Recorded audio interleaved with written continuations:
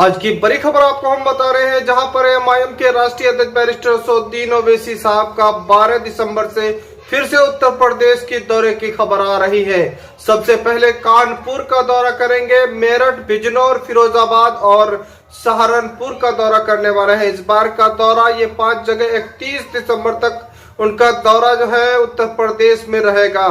बताते चले कि उत्तर प्रदेश में एमआईएम के राष्ट्रीय अध्यक्ष बैरिस्टर असदुद्दीन ओवैसी साहब के इस दौरे से वहां पर फिजा बदलने लगा है और साथ ही साथ इस बार जो है मजलिस-ए-इत्तेहादुल मुस्लिमीन अपना समीकरण बनाने के लिए पूरा कोशिश कर रहा है।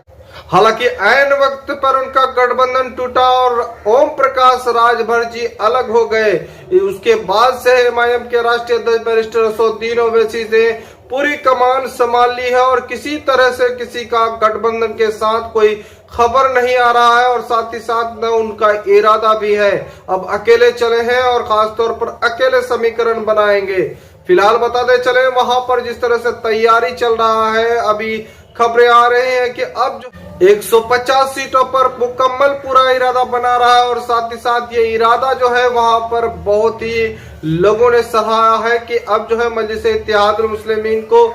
पूरा सीट पर चुनाव लड़ना चाहिए, क्योंकि उत्तर प्रदेश में जब अकेले चुनाव लड़ेगी तो मजलिस-ए-इत्तेहादुल मुस्लिमीन को पूरे विधानसभा से अपने उम्मीदवारों को उतारने की जरूरत है। असेंबली का इलेक्शन करीब आ रहा है, तो ये जो हमारे मुसलमानों के दरमियान में जो इन बड़ी बड़ी पार्टियों के दल्ले हैं, वो आपके दरमियान में आकर मुसलमानों से शैतान जिस तरह एक इंसान के कान में खुसखुस करता है, उस तरह आकर कहेंगे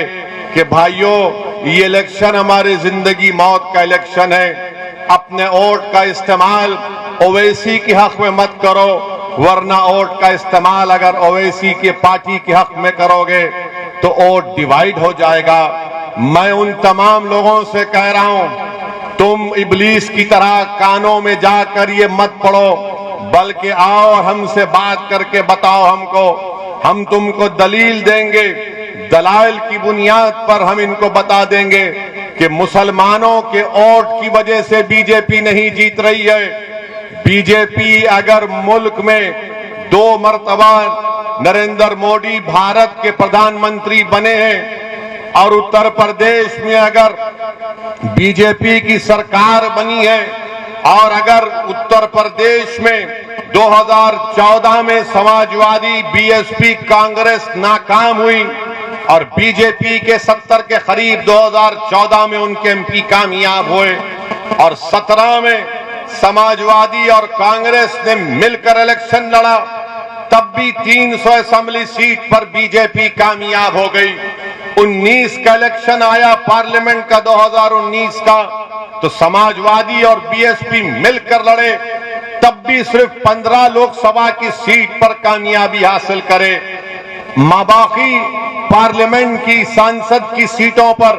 बीजेपी कामयाब हो गई। मैं आपको बड़ी ईमानदारी से कह रहा हूं और पूरी जिम्मेदारी के साथ आपसे कह रहा हूं कि 2014 में भी भारत के मुसलमानों में सिर्फ 8% मुसलमानों ने बीजेपी को वोट दिया था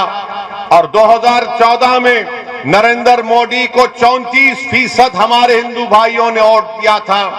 और जब 2017 के असेंबली के उत्तर प्रदेश के इंतखाबात आए तो 40% हमारे हिंदू भाइयों ने बीजेपी को वोट दिया। जब 2019 के पार्लियामेंट के इलेक्शन आए तो उत्तर प्रदेश में 75% हमारे हिंदू भाइयों ने बीजेपी को वोट दिया। 2019 में 75% मुसलमानों ने समाजवादी और बीएसपी को वोट दिया,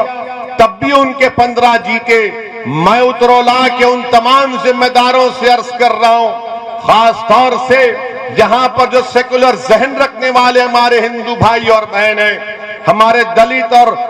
ओबीसी भाई और बहन हैं, हमारे मुसलमान हैं, मैं उनसे कह रहा हूं कि ये आदाद और शुमार है, ये रिकॉर्ड मैं आपके सामने रख रहा हूं, फैसला आपको करना है। अपने वोट को जाया मत करो। याद रखो, अगर आप उत्तरोला से डॉक्टर अब्दुल मन्नान को कामयाब करेंगे तो यकीनन बातिल तूफानों में आप एक चिराग को रोशन करने के बराबर होगा। ये फिरका परस्ती के सैलाब में डॉक्टर अब्दुल मन्नान की कामयाबी एक उम्मीद की किरण नजर आएगी, न सिर्फ उत्तरौला की आवाम और जनता के लिए, बल्कि वो सेकुलर जहन रखने वाले उन तमाम भारत के लोगों को जिनके दिलों में आज भी गांधी अंबेडकर की मोहब्बत बरकरार है। हाँ, अगर वो लोग कामयाब होंगे तो याद रखो ये कामयाबी सेकुलरिज्म की